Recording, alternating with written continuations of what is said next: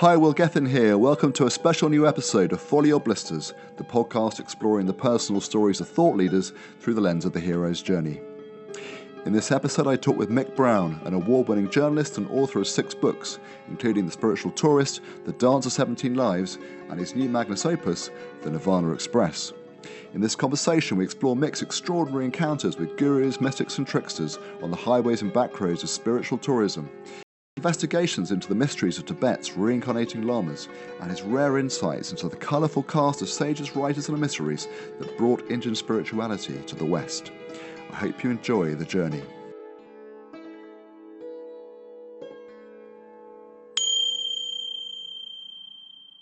Hey Mick. Will, very nice to talk to you. Yeah, good to hear you. How are you this evening? I'm fine, thank you very much. Yeah. And you? I'm good. Well, as you know, I'm a huge fan of your work. I've read most of your books, which is fairly rare for me to read most of the books. Poor you is all I can say, but I'm very flattered. Au contraire. And I've also read many of your fascinating features in the magazine, Saturday magazine of the Telegraph, where you've written about all sorts of interesting rock stars and cultural and counterculture icons. Mm-hmm. From Lou Reed and Leonard Cohen to Allen Ginsberg and Ken Casey and Salvador Dali and Diana Ross, to name a few, as well as lots of articles about spirituality. Do you want to just briefly introduce a little bit about your work and what you do and the different subjects you cover before we dive in? Sure. I write for the Daily Telegraph now, but in the past I've written for the Sunday Times and the ill-fated Sunday Correspondent. And I'm what's called a generalist, where I write about all sorts of different things. So I do profiles, interviews, investigations, and I've written several books, four of them, I think, to do broadly with the question of spirituality and engaging with spirituality. Yeah, so having been very interested in spirituality myself, and having taken a year sabbatical in India 20 years ago, to explore the spirituality of that country. It's your writings and books about spirituality in particular that have really interested me. And as I remember it, we first got to talk on the phone in about the year 2000 when I was working for the PR company Beer Davis. That's right. And you'd just written your book, The Spiritual Tourist, a personal odyssey through the outer reaches of belief. And this book, in which you travel to meet various gurus and spiritual teachers, mostly in India. You report on your experiences of everything that happened, and I called you about some PR story or another one to run by you for coverage in the paper, and I think I mentioned I was taking a sabbatical to India, and you were very sort of generously enthusiastic and sort of even envious that I had so much time out to embark on such a big adventure rather than these sort of little sort of week or two spurts here with your commitments to the Telegraph. Yeah. And anyway, we agreed to have lunch when I got back to talk about everything that had happened on the trip, and we got on to enjoy many more lunches since over the years. And I never did. True. I'd gone to India to write a book, but I never actually published one. But I have written a lot of articles in the years since about spiritual things I was interested in, and it's always been lovely to get together and talk about some of our shared interests and encounters and experiences in this whole area. Anyway, I digress. We've got a huge amount to fit in today, and let's dive into the journey. You lead, I'll follow. Okay, well, I'll be the herald. So Mick, I want to ask you about the call to adventure that led you on the writing path that you're on today. And I'd be keen to focus, as I mentioned when we spoke last, on your spiritually oriented books in particular, and the personal odyssey that led you on the journey of the Spiritual Tourist book. So Mick, what's the call to adventure that led you onto this lifelong journalistic and writer's path? And feel free to answer this question in 2 parts, i.e. you could start with the call to becoming a journalist, and then perhaps later what called you to explore spirituality specifically in some of your writings. I think the call to becoming a journalist is very easily explained. You know that feeling when you hear a great record or read a great book, and the first thing you want to do is turn to somebody, a friend or a colleague or whomever, and say, you must listen to Marvin Gaye's What's Going On, or read Cyril Connolly's The Unquiet Mind. So I think it was that instinct to be excited by something and to be curious about things, and then to share that excitement and that curiosity with others. And journalism is the best possible world to do that. Yeah, well, you've certainly got a good gig for writing about a lot of the things that you love and are interested in. I've been the most fortunate person in the world. Yeah, no, great career. And what about the spiritual bit? What was the call for that, do you think? How did that come about? I think my interest in that kind of range of subjects began in the late 60s, reading Kerouac, Ginsberg, the Beats, and then, of course, what was happening in the music world at that time, where a lot of rock musicians who I was listening to became very engaged with Eastern spiritual teachings. Pete Townsend with Meher Baba, of course, Mahavishnu, John McLaughlin, and Santana with Sri Chinmoy. So all of those things were in the air at that time. And I started reading into the subject. And then a friend of mine, very good friend of mine, Stephen, went off to India and ended up becoming a devotee of Sai Baba. And so that sort of increased my interest even more. Yeah. And then I wrote about Sai Baba in the Spiritual Tourist.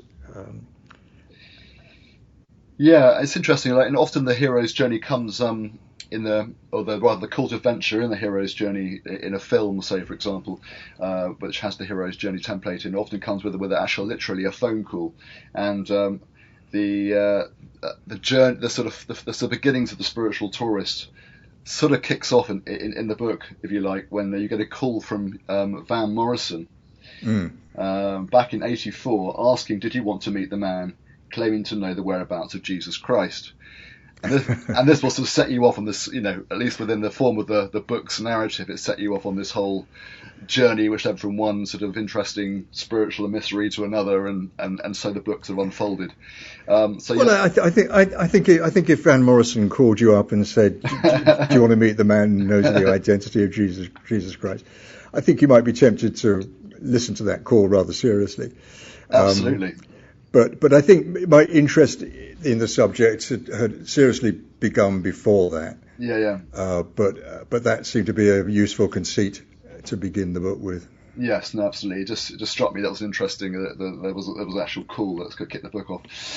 So yeah, let's rewind the clock a bit, Nick, to some of the sort of background context to these calls coming, if we call them calls, and. Can you tell me a little bit about your childhood and some of the inspirations that laid the foundations for your journalistic work and latest writings? I had a very normal, suburban, but happily loving childhood, a very supportive family, very stable family. And the first instinct I think I had to being a journalist was when I was about 9 or 10. And I edited a sort of little magazine for my primary school. I remember writing about the Empire State Building because I'd read about the Empire State Building. I'd never been there at that point. And corralling classmates into providing recipes and little stories and so forth. So I think that was where the seed was actually planted. Yes, but then you were off. I was off. Yeah. That's a pretty solid start. But I didn't really distinguish myself at school, and it was suggested that I should leave at 16. But I always wanted to go into journalism, but I didn't have the necessary qualifications to go on a local newspaper training course or anything like that. So it took me a little while doing all sorts of different jobs before I finally insinuated my way into journalism. Yes, it's pretty surprising you didn't do well at school and yet have gone on to have such a successful career in a very competitive industry and with evident intellectual capacity. So, yeah. Well, I'm not funny sure how about it turned out. But anyway, carry on. So then I went to live in America for a while and was freelancing, primarily writing about music at that point. Whereabouts in the States were you living? I was living in New York and then in Los Angeles. That must have been exciting, was it? It was exciting, yeah. And I've been very fortunate because I'd met an extraordinary person named Amanda Lear at a Rolling Stones party. This all sounds very glamorous, doesn't it? Which was, my life wasn't really as glamorous as this. But she was Salvador Dali's muse, and she invited me to go to Barcelona to meet Salvador Dali. And so there I am sitting with Salvador Dali in the Ritz Hotel in Barcelona. And I took that story and the photographs I'd taken with me to America, and it was published in a magazine called Crawdaddy, which was a sort of Rolling Stone type magazine. Uh-huh. And I wrote for the LA Free Press when I went to Los Angeles. And at the same time, I was writing for Sounds, music paper back in England. Remember it well, yeah. Yeah. And so, all of these things, I've been incredibly lucky. I've just had a series of really, really lucky breaks. And then through that, I started to do music reviews for The Guardian. And then a friend of mine was the editor of the Looks section on the Sunday Times. And so I started writing features for the Sunday Times and then colour news stories and so forth. And so it went on. And then the sort of books came along, didn't they? There was the book about Branson. Yeah, that was the first book I wrote, a biography of Richard Branson, which was very interesting and very interesting to write. So I spent a lot of time with Richard, and had tremendous access to write about. Was that something that came about by chance, or did you specifically decide you wanted to write about that and contact him? He telephoned. I'd interviewed him for the Sunday Times, and as I understand it, he'd been approached by numerous people wanting his cooperation to write a biography, and so he got in touch with me. Okay. And he offered me an offer I couldn't refuse, really, which is that he said he would give me total cooperation and access to his family, friends, enemies, whomever. Wow. And he wanted to read the manuscript, and he said that he would only correct factual things. And he was as good as his word. He had nothing to say about the quality of the writing or the stance I'd taken. And as I recall, he corrected two figures that I'd got wrong. Amazing. So that was the first book. That was a fairly seamless gig, yeah. Well, it took a little bit of effort, Will. No, but the writing and editing part sounds like it was a lot easier than it could have been. Yeah. And then there was the American Heartbeat book as well, wasn't there? Yeah.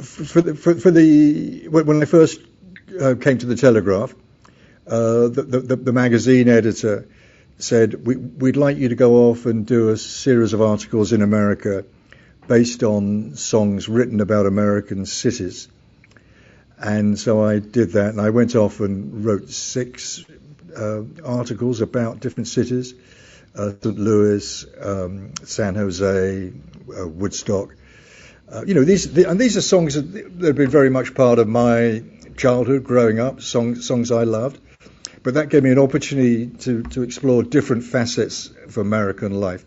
So each city became representative in a way of a facet of American life. Yes. So I went to Milwaukee, what's made Milwaukee famous, Jerry Lewis song, and that became a sort of study of blue collar America. Memphis became a study of black America. So each of these cities represented a different facet of American life, as well as being a really interesting journey. Yeah, it sounded like a really interesting journey. I found the Woodstock chapter very interesting. The first one kicks off with Woodstock. Well, of course, that sows the seeds for something that came much, much later, because at this point I was very interested in Tibetan Buddhism, and there's a rather beautiful Tibetan monastery in Woodstock. And I went up there for an evening and listened to a Lama, visiting Tibetan Lama, talk, and heard something about the monastery. And the head of that particular order was somebody called the Karmapa, And I said, so, where is the Karmapa? And they said, well, his predecessor, the 16th Karmapa, died. So we're waiting for the 17th Karmapa to be reborn. Yes, this is very interesting. And then many years later, I end up writing a book about the 17th Karmapa and the sort of politics of reincarnation in Tibetan Buddhism. Yes, which we'll talk a little bit about that book in a minute. And it was very interesting. I just sort of dipped back into some of those books in the last couple of weeks, and I sort of picked up this trail of sort of breadcrumbs, if you like. Sort of you're in Woodstock and you hear about the Karmapa, then the Karmapa then comes up again in The Spiritual Tourist, the next book, and then that leads to sort of a book about the Karmapa. So it all sort of unravels, if you like, through those books, which is interesting. Yeah, I think the Karmapa and I are probably sort of karmically connected in some way. Yes, exactly. Yeah. There you were out on the road, and then we're going to hit the road now. In the journey, the hero's journey of this conversation on the road is going to be kickstarting, I think, with the journey of the spiritual tourist. This particular book, and your meetings, your journey to meet lots of various gurus and proclaimed avatars and spiritual emissaries. When you joined, and I quote from the Amazon blurb, when you joined the holy, the lost, and the wise and the foolish on the highways and backroads of spiritual tourism. Yeah, I think I classify myself as being among the foolish. You're a modest man. Can you give me a brief intro, overview of this particular book before we dive into? Sure. Well, it's as the title suggests, really, and it's a pretty random sort of roam around different things that took my interest to do with this subject. So it begins with the phone call from Van Morrison, and then Van and I go off to meet this wonderful guy called Benjamin Cream, who was in the theosophical tradition of expectation of the second coming of in Buddhist terms, the Maitreya or the Christ or the Mahdi in Islamism. And so I spent a lot of time with Ben and got to know him very well, and he was a very interesting and entertaining character. And that led me to explore something about Sai Baba. And so I went to India and went to the Sai Baba ashram, a very disillusioning experience. And from there to Pondicherry to look at the Aurobindo and the Mother and Auroville. And this rather extraordinary young woman called Mother Mira, who had spent some time at Pondicherry, grown up in fact I think in Pondicherry, and who at the time that I met her had a sort of ashram in Germany, and a number of, I don't know whether to call them followers, but certainly followers, but certainly people who were coming to her to see her. And I had a rather extraordinary experience with Mother Mira.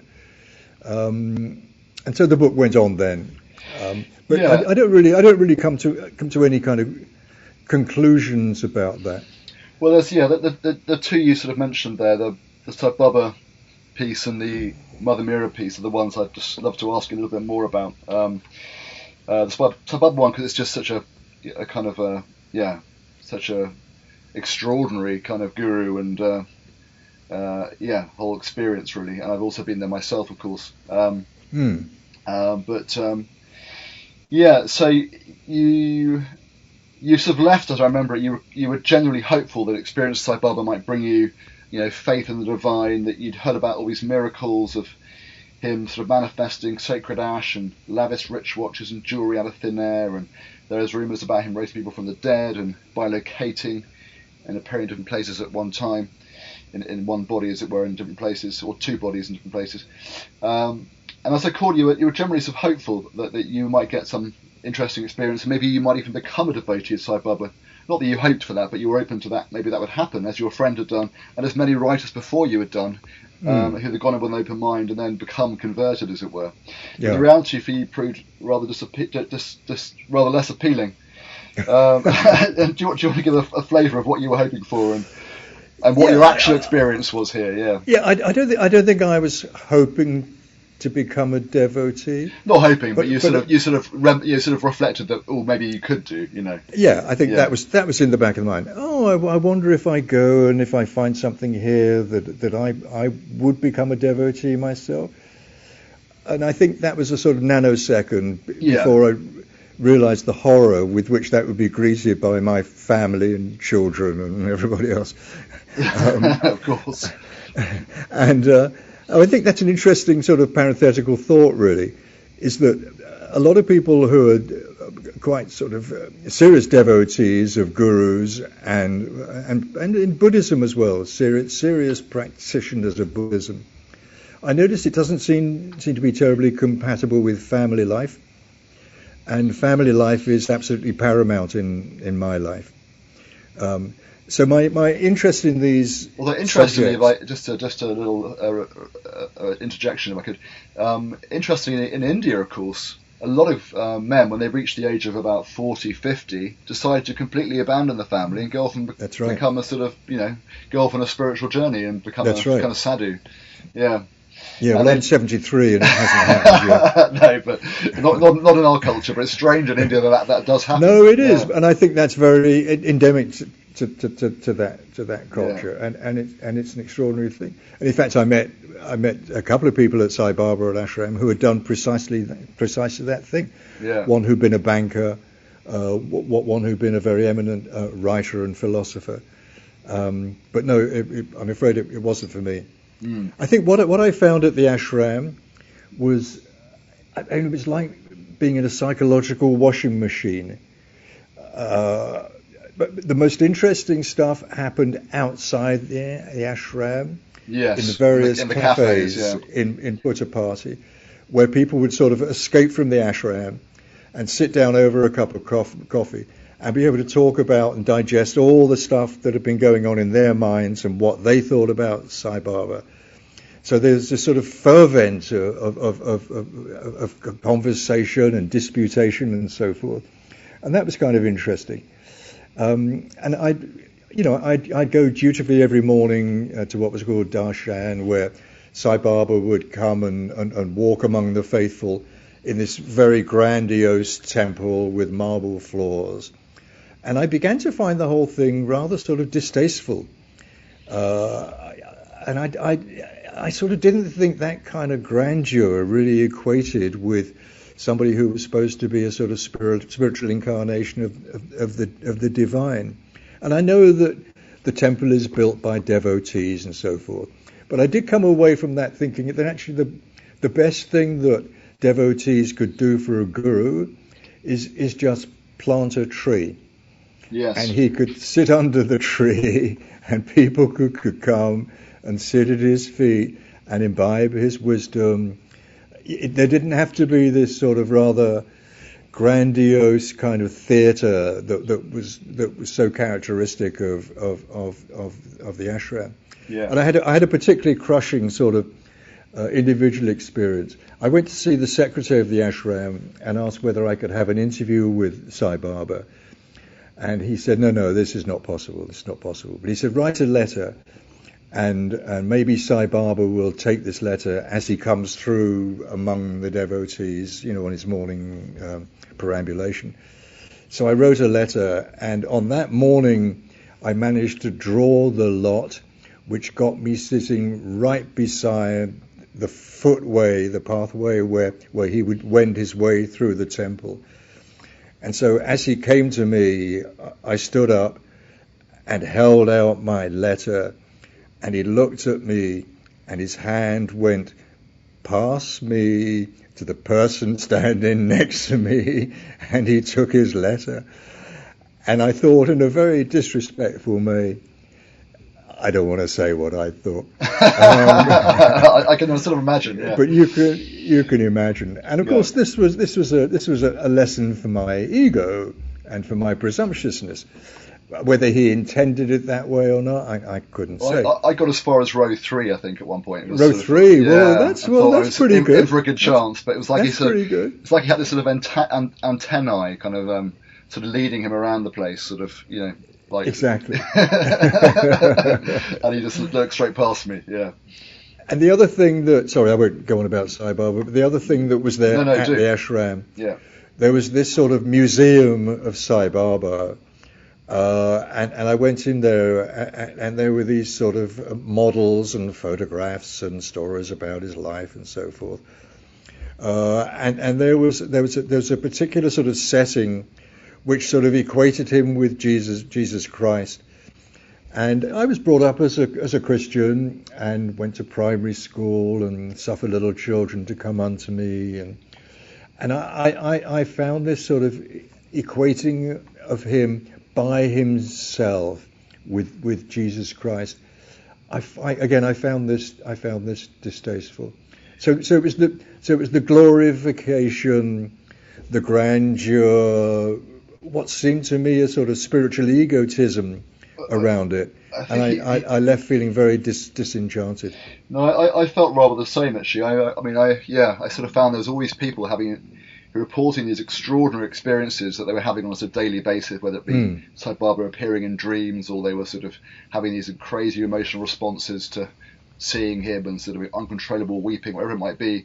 And then things that made them feel they had to stay because they now needed to be devotees. And I found the whole thing quite unsettling. I found myself thinking, I need to get out of here now before I have a dream and then feel like I can't leave. I had a dream. Yeah. That didn't happen. But what did you make of the miracles? I don't know. I mean, the most extraordinary thing that I saw about that was at a house in Harrow, North London, where Vibhuti was materializing under the glass of photographs of Sai Baba in the sort of the altar room, if you like, of a devotee. And I actually saw that in two separate places. And I couldn't explain that, and I don't think there was any sort of scientific explanation. The idea that these people were unscrewing the glass from the frame and smearing Vibhuti underneath and putting grass underneath, I don't think that was right. And of course, there was also Vibhuti manifesting in huge quantities on the glass, which they would then scrape off and give to devotees who came for ceremonies and so forth. So I have no explanation for that, and I have no doubt about the sincerity of the devotees whose houses I visited. Yes, well, I mean, that is a guy, Paul Bailey, wasn't there, who was a devotee who I think he sort of, after several years of being a fervent devotee, noticed that there was some sleight of hand magic going on with one of his tricks, or one of them went wrong or something. Yeah. And he started a website called The Findings and collected all sorts of information about people's experiences of this. And he or others claimed that all these different sort of jewels and wristwatches that he would be pulling out of nowhere would actually be hidden under his robes. Yeah. And they'd be cheap trinkets and things that were fakes from the local shops. Yeah, you could buy them along the arcade of shops. Yeah. I mean, Paul Bailey, I think it was, also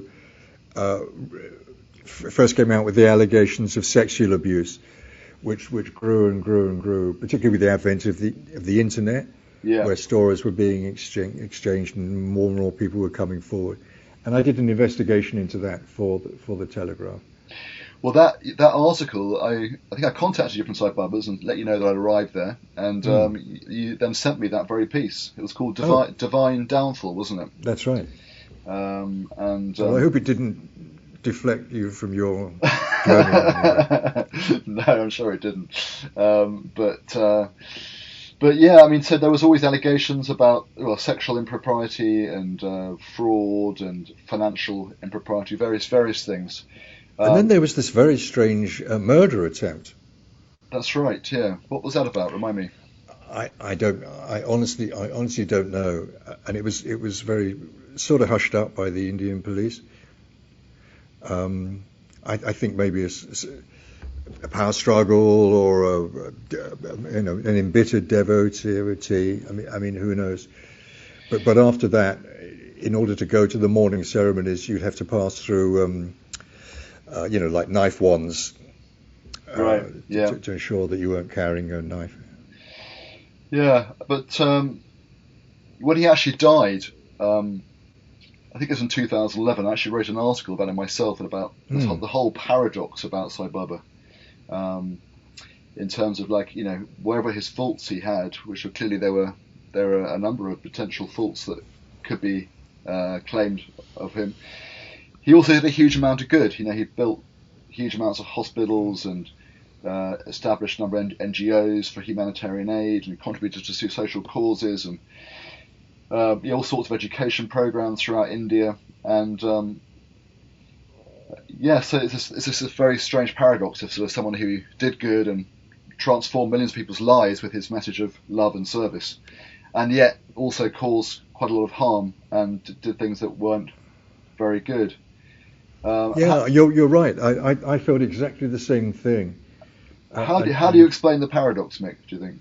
Not that it's explainable. I can't explain the paradox, but clearly he did do a lot of good. Brought water to villages that didn't have water supplies. Built the super speciality hospital, as it was called, which of course was paid for by Isaac Tigret, who's the guy who founded the Hard Rock Cafe in London, which then became an international sort of franchise. Yeah. I sometimes wonder with some of these gurus, because there's so many gurus who've been involved in scandals and stuff, and people expect a guru to be perfect and to be all good, but of course, they are human, they are fallible, and perhaps it's almost like with the expansive sort of hugeness of their goodness, there's equally a shadow sometimes. And well, but that raises an interesting point, because you say they're human, and I believe they're human, but they're claiming not to be. The paradox of that is this claim to be divine. Yeah. If not by them, then certainly by their devotees. And so when scandals do emerge and the dark side does emerge, devotees are suddenly placed in this terrible dilemma of having to sort of deny it, because if it's true, then more fool them for believing in the divinity. So devotees are placed in a very, very difficult position over this, I think. Well, yeah, I had a couple of devotee friends over the years, and they always remained totally committed, regardless of whatever happened. And they would say that he's an omniscient God-man, he's beyond judgment, and if he's done something, then it's for the highest good, and we don't understand what that is because we're only humans, we don't get it. Yeah. Well, perhaps they're right. Or his heart is pure, but yeah, it's really hard to get to the bottom of it all, really. But anyway, let's look at Mother Meera. So he visited her in Germany, and she was proclaimed to be a human manifestation of the Divine Mother, and he received a blessing from her. And that seemed to be, from what I could see in the book, the most powerful spiritual experience you had, really. And you reported feeling more serene and happy than ever in the days that followed. So what was that experience? What do you think happened, and why do you feel this powerful sense of serenity stayed with you for sort of, I think it was of days, maybe even weeks? Yeah, not weeks. But certainly it was a very powerful and long-lasting experience. I can't explain what it was. I mean, the process was very simple. I just knelt down in front of her. She held my head in her hands, looked into my eyes, and held my gaze. And I could feel my cheeks burning as if they were on fire. And as I sort of stepped back from her, my mind was reeling. And that stayed with me, for a long time. And I thought, when I went to bed that night with this turning over in my mind, I thought, well, by tomorrow it will pass. But I got up the next morning and I had to get back to Frankfurt, get on a plane, go into the office, and carry on working, and still feeling as if my feet weren't touching the ground in a peculiar way. So whether this was some sort of transmission of Shakti or power, or whether it was some psychological effect in myself, I don't know.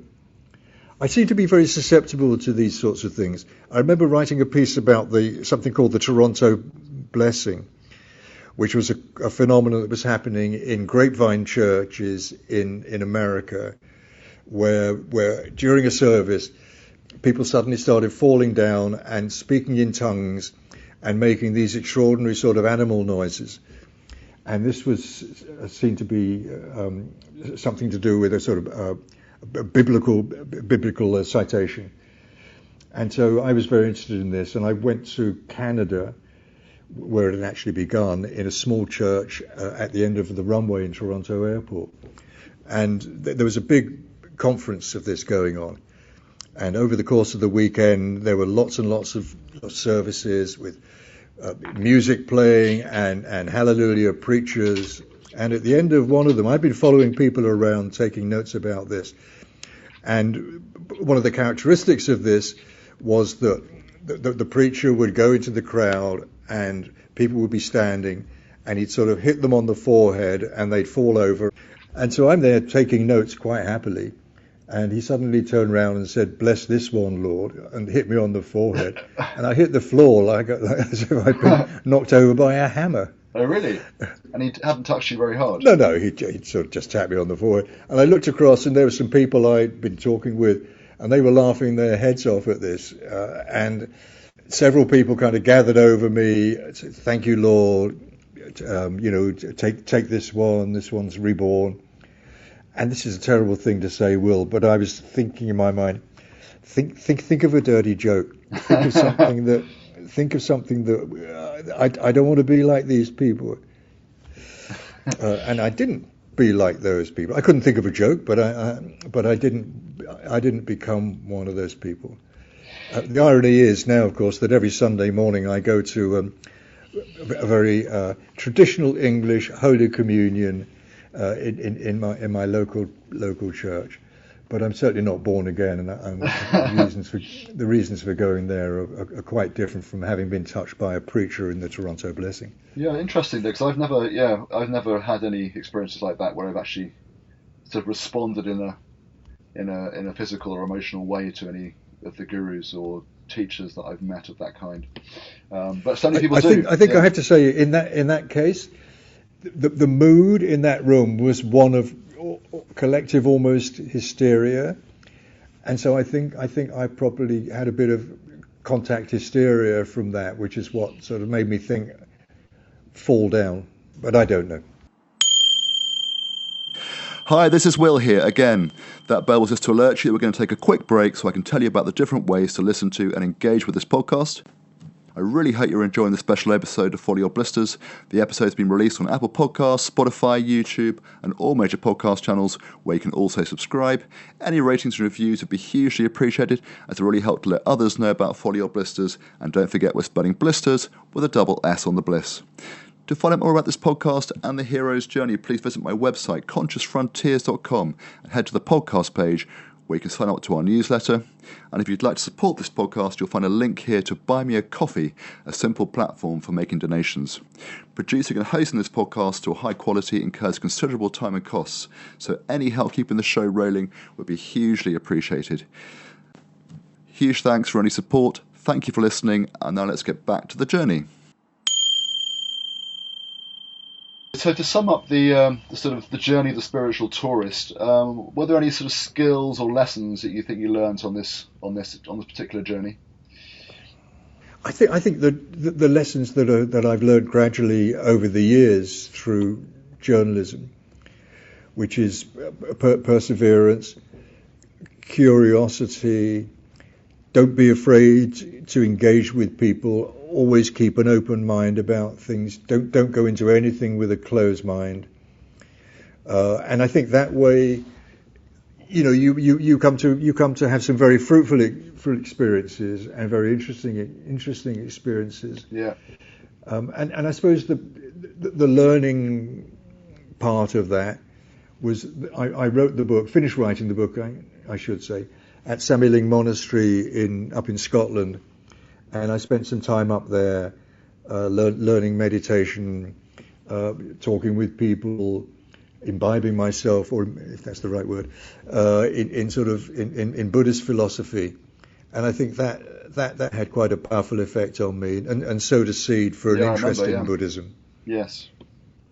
So let's talk about your next book, The Dance of 17 Lives, which tells the remarkable story of Tibet's 17th Karmapa. As you mentioned, the Karmapas being the oldest identifiable line of reincarnated Lamas.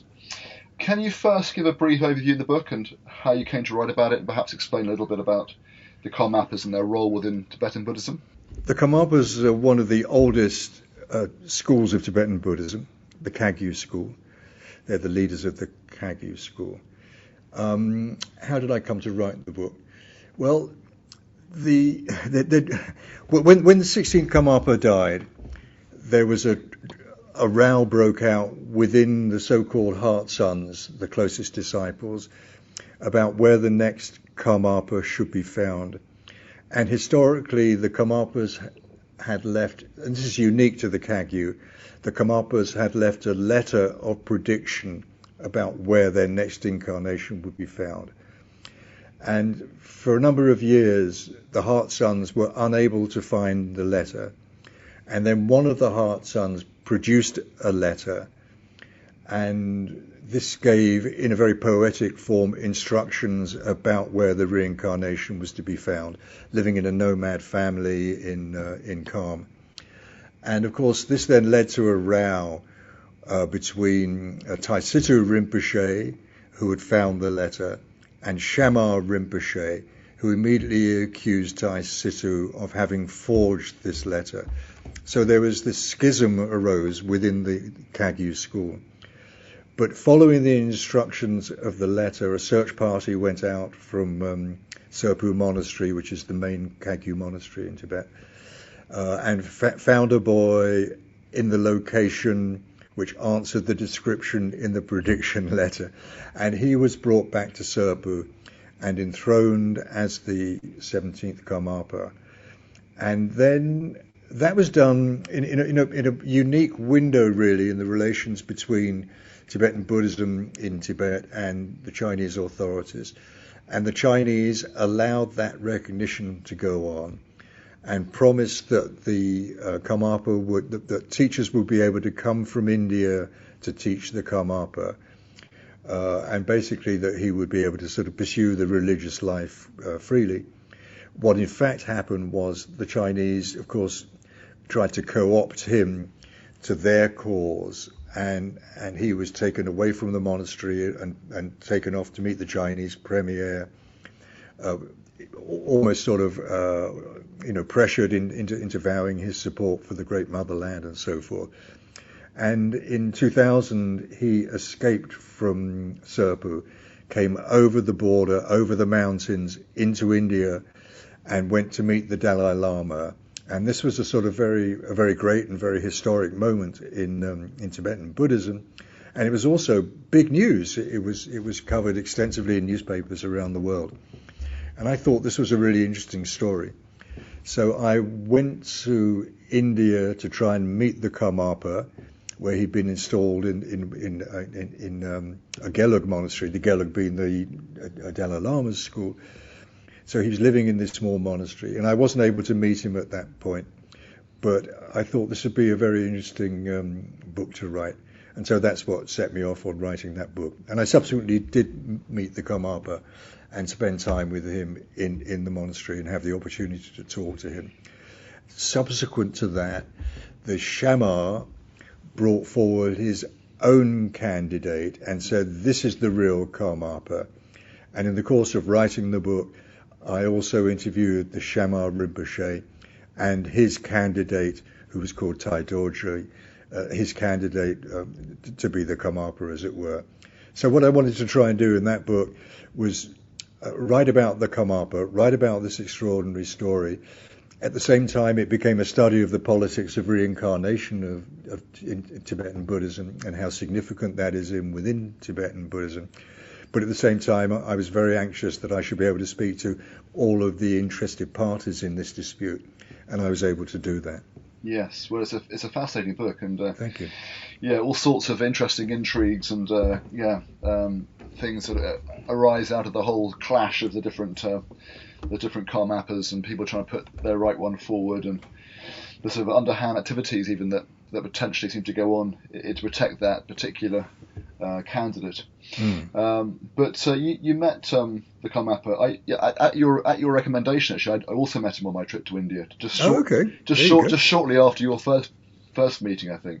Yeah. Probably about November 2000, and he just got to that monastery where you write about meeting him in the book. Is it Galupta? Yeah, he was just there, and I had a blessing from him. Yeah. And were you impressed? I mean, it's difficult to have an impression. Do you know, to be absolutely honest, I'd love to say that I was thoroughly impressed, but I wasn't particularly. He just seemed to me like a fairly ordinary, sort of slightly dumbstruck teenager wondering what the fuss was about a little bit. But then, it was a very brief moment of just getting a blessing, getting the kurta, whatever it is, the white scarf sort of put over your head, And I think he was in a very, very difficult position and has been ever since his discovery, really, because he suddenly found himself there embroiled in a bitter political dispute, not only an internecine dispute within Tibetan Buddhism, but also politics of India and China, and China's right to recognize lamas and so forth. So his life has been extraordinarily difficult, and one of the things that really strikes me about him is his fortitude and resilience in the face of that, and how he's managed to continue to do his work, if that's the right word, as the Karmapa, and to continue with his teachings. And yeah, and it sounds like you really experienced as a proper force of nature in him, as you describe in the book. Like, you really experienced a force in him, didn't you? I thought he was a very impressive young man, and a very special young man. Yeah. And I met Shama Rinpoche's candidate for the Karmapa, and he was perfectly nice, but he just struck me as a more ordinary, perfectly nice, ordinary young Tibetan boy, with sort of common day interests, very polite, scrupulously discreet. I mean, he wouldn't talk about his reincarnation or anything like that. But what subsequently happened from that was that I was on the receiving end of all sorts of accusations of having lied in the book and having been in conspiracy with the Dalai Lama and with Tai Situ and so on and so forth. Yes.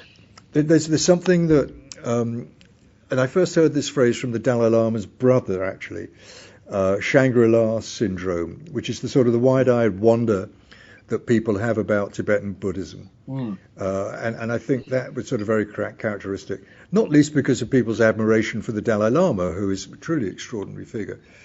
And I think one of the things that writing that book did was disabuse me of any iota of Shangri-La syndrome. Oh, that book did it?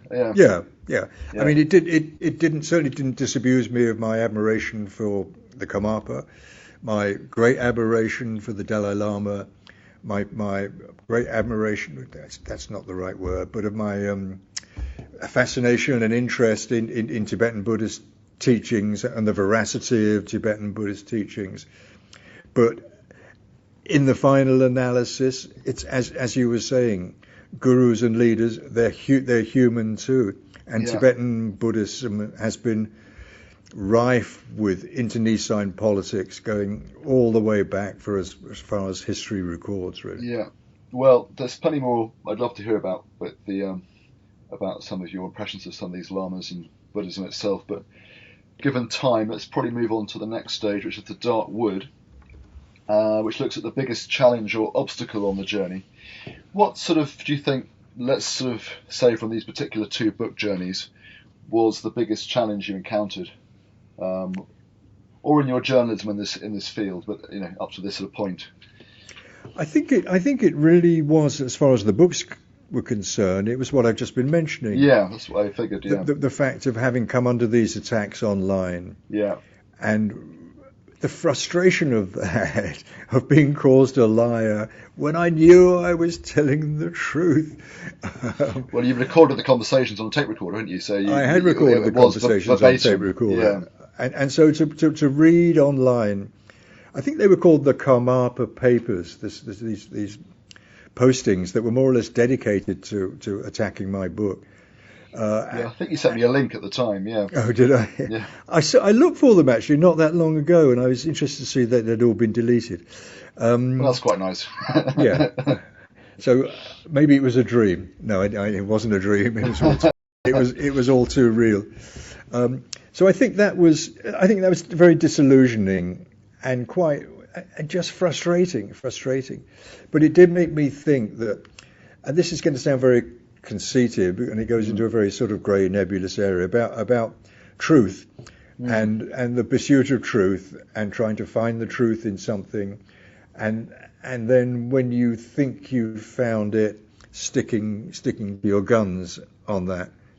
And the other story that I think crystallizes that is a story I did a few years back about I want to call her a bogus therapist. She didn't describe herself as a therapist, but she was described herself as a life coach and a teacher. Yeah, I remember the one. She had a number of young women who came to her as clients, and it seemed to me that she was implanting false memories of them having been sexually abused by their parents. Yeah, and that was an interesting story because again I went into that with a completely open mind and spoke to her first of all, and then was able to speak to the parents, and then was able to speak to a number of the girls who had been her clients, but two girls who had actually cut themselves off completely from their families and friends and had virtually vanished off the map as a result of being with this woman. And so I had to make up my mind in that situation about what the truth of that situation was. Was she, as she claimed, a genuine person who was trying to help them and was indeed the victim of this terrible campaign by these girls' parents to discredit her and so on and so forth? Or was she, as became increasingly apparent to me at least, implanting false memories? And I think I should say whether consciously or unconsciously, but nonetheless I came to the conclusion that was what was happening, that these girls were emerging with memories of things that hadn't actually happened. And I've subsequently spoken with the girls. This happens a lot, yeah. It does happen. It does happen a lot. It happens much more than one might imagine. Yeah. Dangerous. And it's a very pernicious thing. Yeah.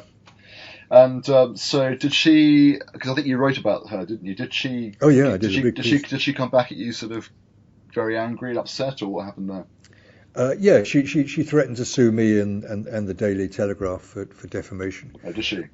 But the threat never materialised. Yeah. Right. Okay.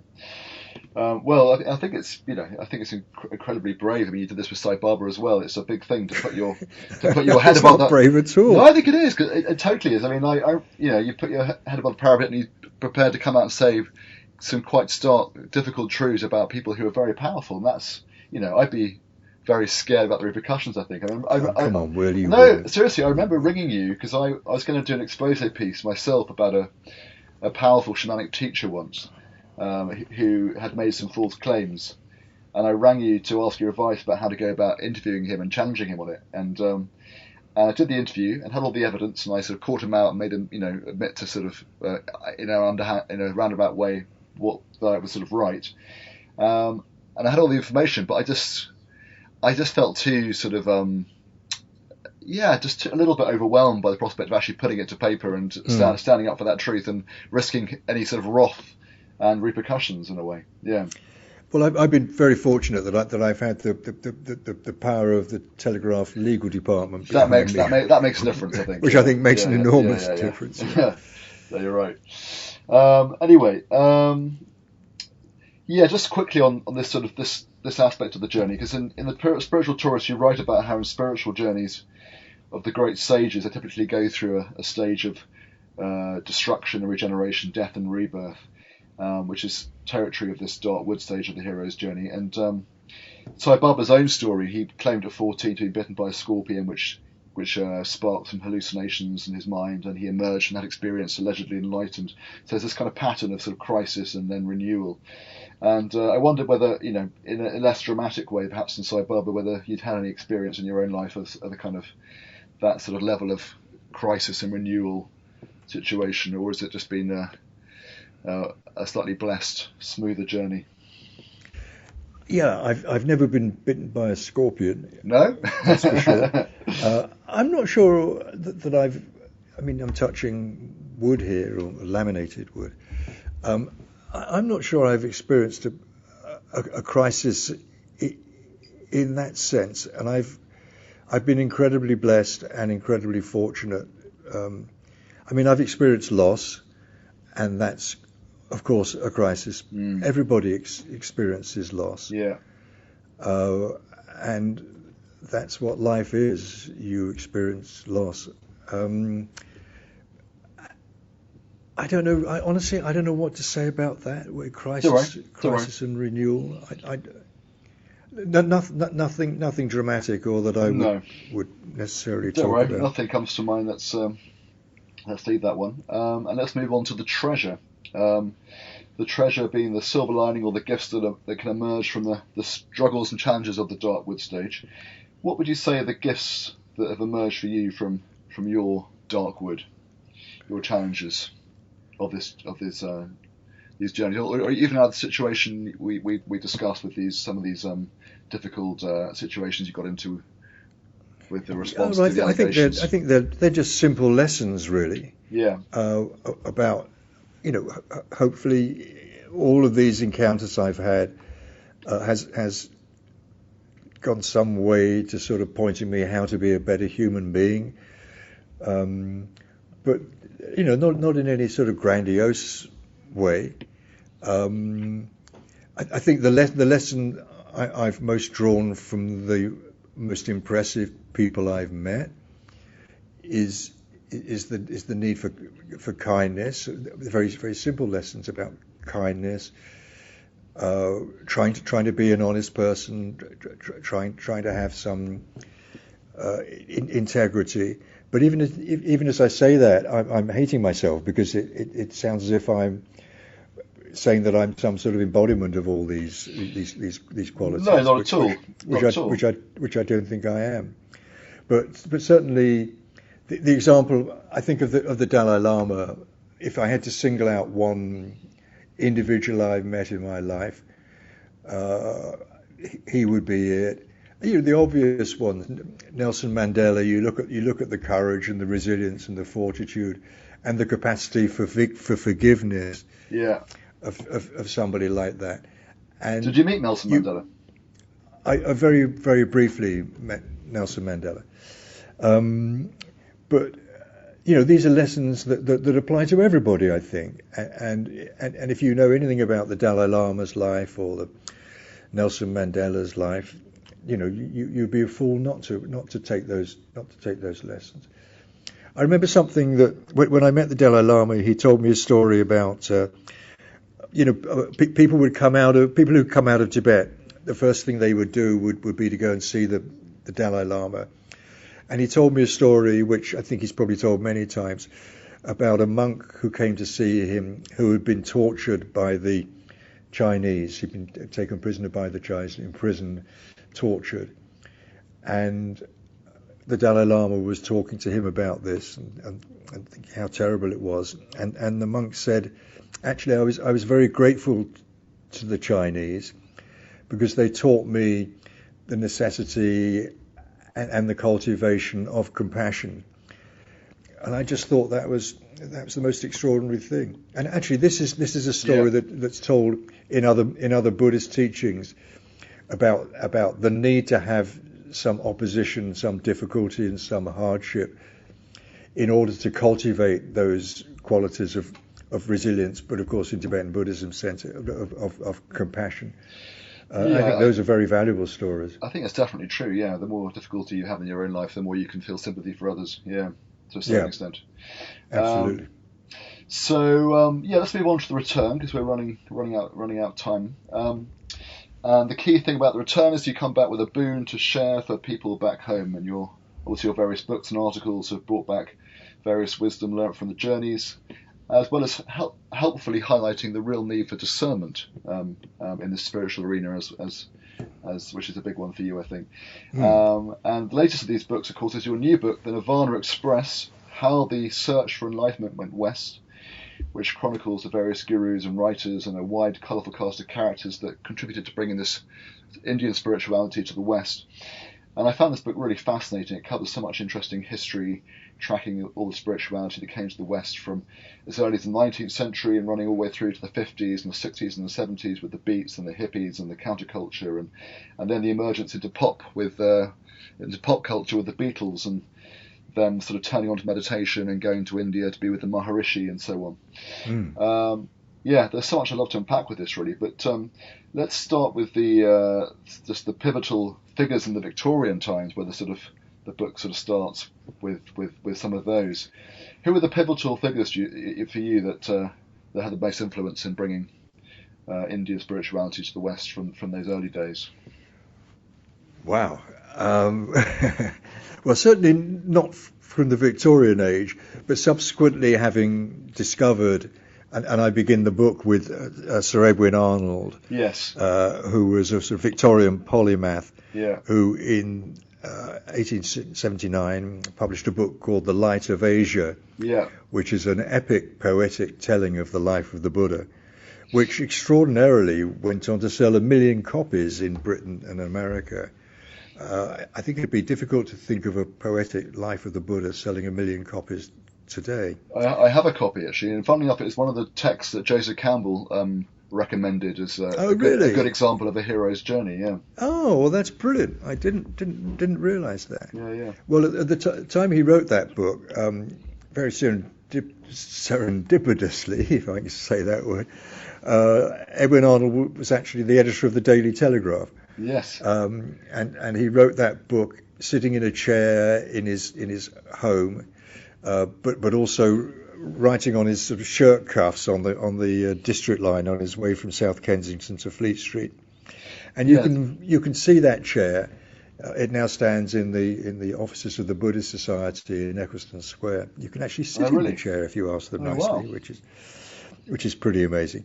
So he's an extraordinary figure, I think, and in a way he's quite a critical figure for the book, because a lot of the people who I subsequently go on to write about refer back to Edwin Arnold and back to that book that was sort of the as initial being their Bible. entry point Yeah. for an interest in Buddhism. Yeah.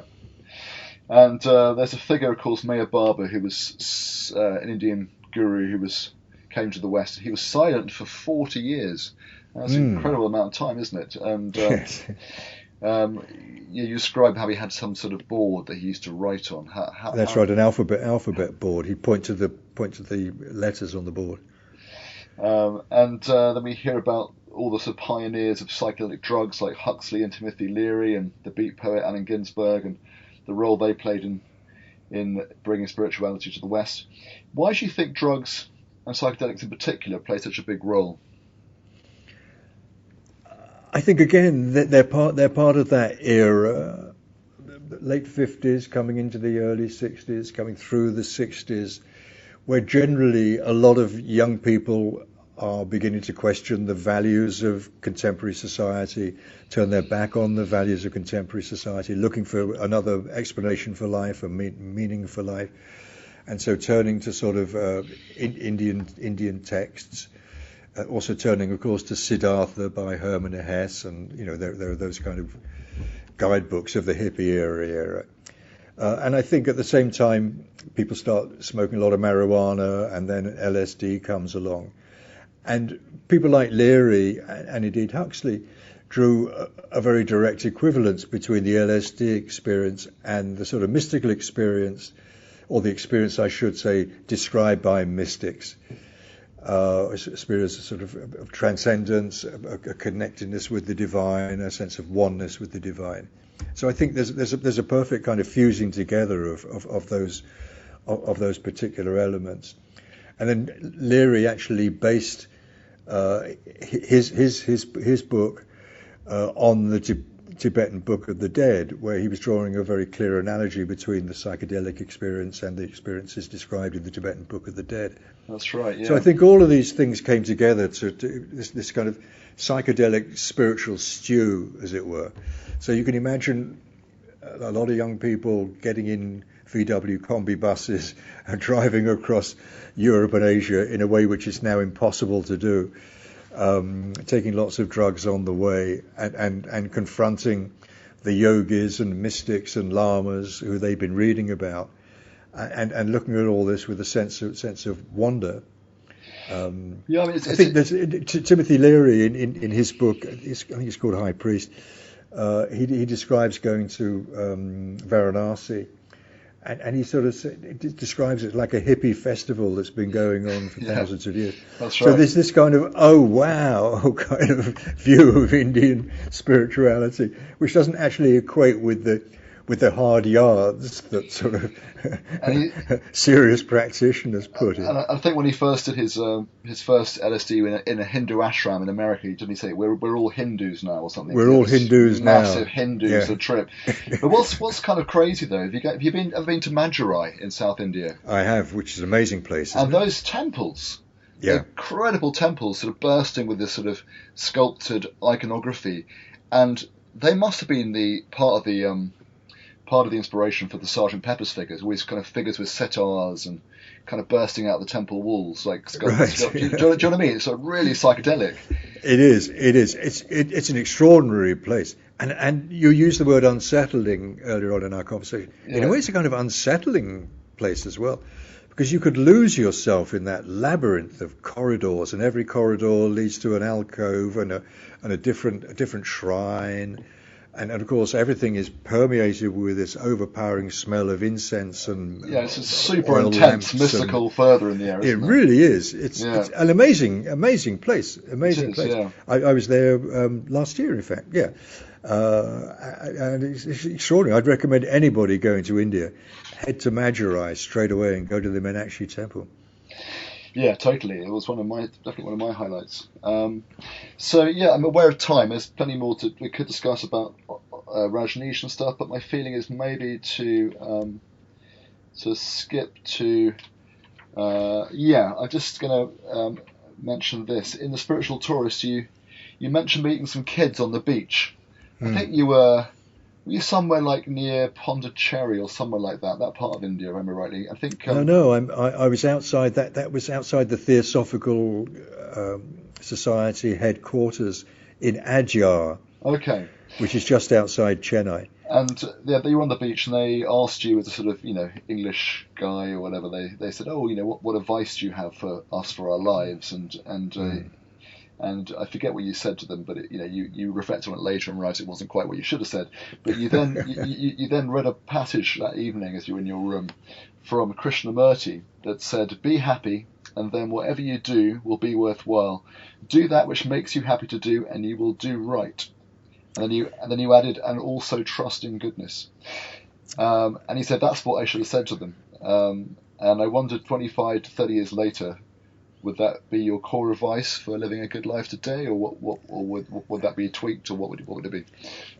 Yeah, I mean, can I just elaborate on that story, because it's very interesting. Yeah, go for it. Because that's the beach where Charles Ledbetter first saw this young boy called Jiddu Krishnamurti, and recognized in him something special, and which made him convince Annie Besant, who was the president of the Theosophical Society at that time, that this boy should be the vehicle for the coming of the next Maitreya.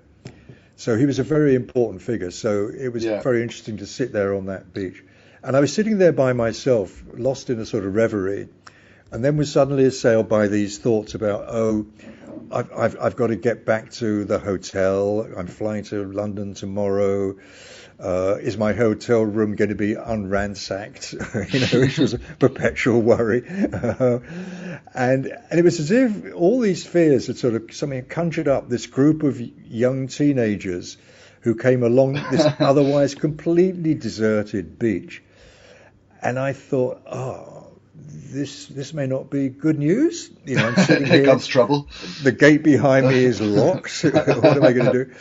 And they came running up, and they threw themselves on the sand around me like young puppies.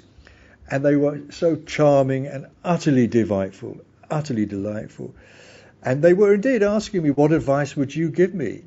And I gave very sort of boring, prosaic advice about, study hard, follow your enthusiasms. All the things that came into my mind to say have been put on the spot at this point.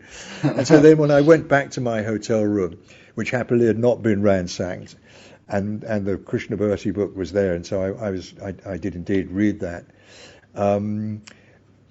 Remind me, be happy.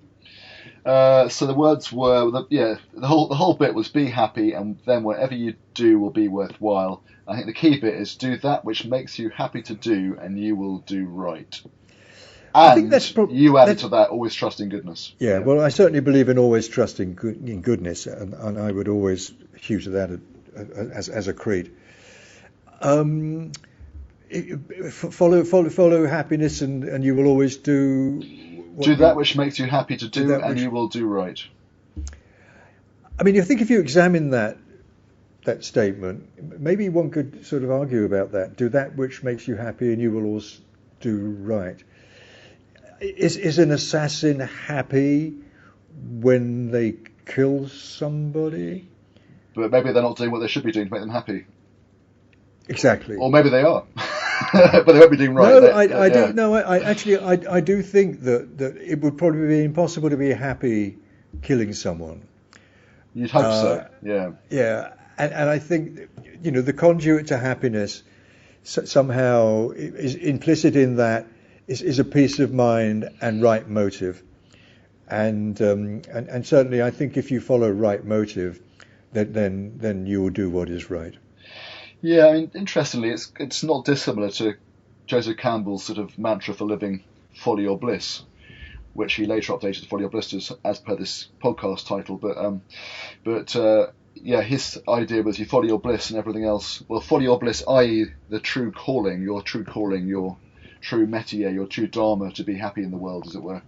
The thing that lights you up, and then everything else, in a sense, will fall into place. So it's kind of almost similar. But I wonder, sorry, I know we've got to go, but just thinking about that for a second. Follow your bliss. What if following your bliss involves leaving your family and going off and leaving behind you, therefore, a kind of trail of unhappiness and misery? Or if following your bliss results in somebody else's unhappiness? Is the right thing to do then to follow your bliss? Well, I suppose in theory your bliss shouldn't be someone else's happiness, maybe. Right.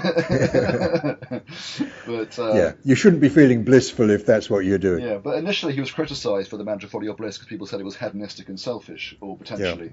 Yeah. And that's when he said he should have said follow your blisters, because that's sort of understanding that when you really follow that true calling, you're going to meet challenges. It's not going to be easy, but you'll grow through the challenges. Exactly.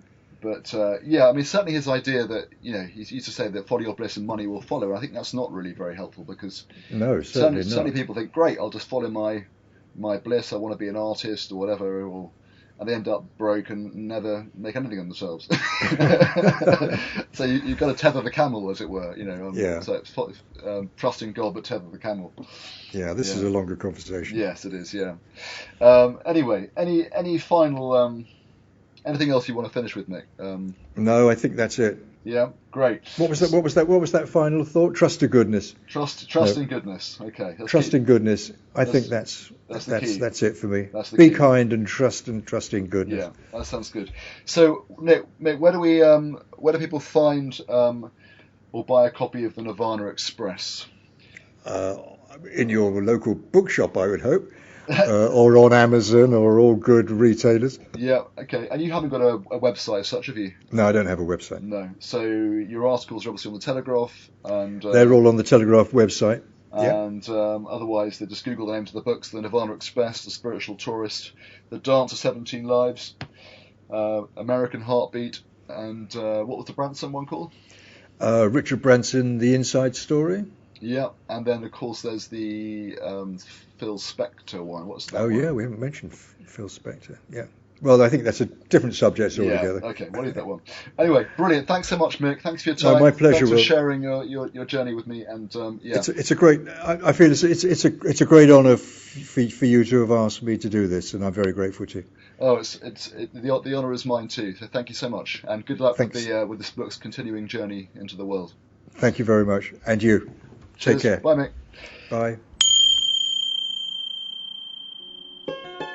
Thank you for listening to this special episode of Follow Your Blisters, produced in association with Conscious Frontiers. I'd like to say big thank yous to Michael Tyack for the music and to our wonderful partners, which include the trailblazing New Consciousness magazines, Resurgence and Ecologist, and Kindred Spirit, the UK's Frontier Restorative Festival, Medicine, and here in Glastonbury, the vibrant Redbrook Community Enterprise Hub, as well as GWS Radio, who kindly lent us their recording studio and edited this episode. Finally, if you have friends who you think would enjoy or benefit from this podcast, please do spread the word. Thank you.